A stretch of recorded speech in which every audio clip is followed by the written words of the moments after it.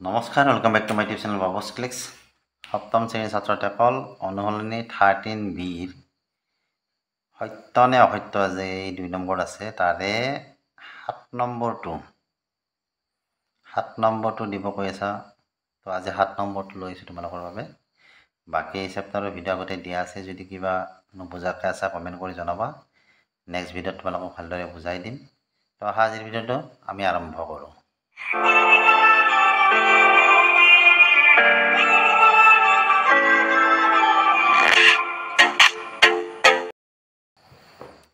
কি দিয়া আছে ইয়াতে সত্য নে অসত্য নিৰ্ণয় কৰাত a to the power m whole কি m minus m equal not b to the power n whole কি n minus n।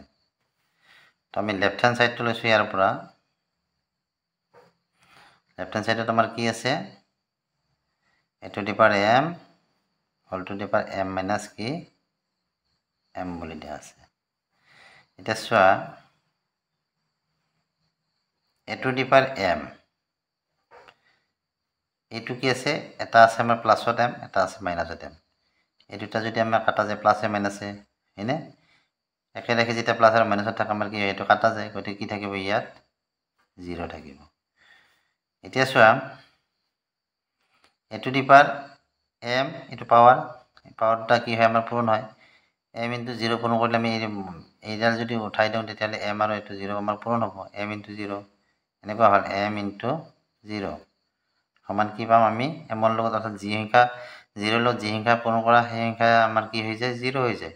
তো এটোৰ পৰা 0 ইকুৱেল টু আমাৰ কি আছিলে, সূত্ৰৰ মতে 1 আছিলে। এতিয়া ৰাইট হ্যান্ড সাইডটো চোৱা, ৰাইট হ্যান্ড সাইডত কি আছে b to the power n whole to the power কি আছে n minus n। এইটোতো কি হ'ব চাবা, এইটো আমাৰ কাটাই গ'ল ইয়াতো, হয় না নহয়? তো কি থাকিল b to the power n 0 বা b to the power n into 0 equal to কি হ'ব b to the power 0 equal to আমি কি লিখিব পাৰো 1।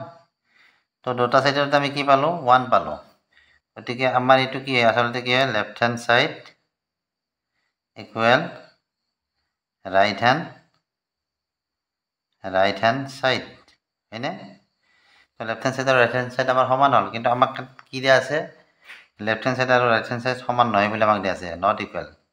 গতিকে এটা আমাৰ কি হ'ব সত্য নহয়, সত্য নহয় এইটো, তাৰমানে এইটো ফলছ।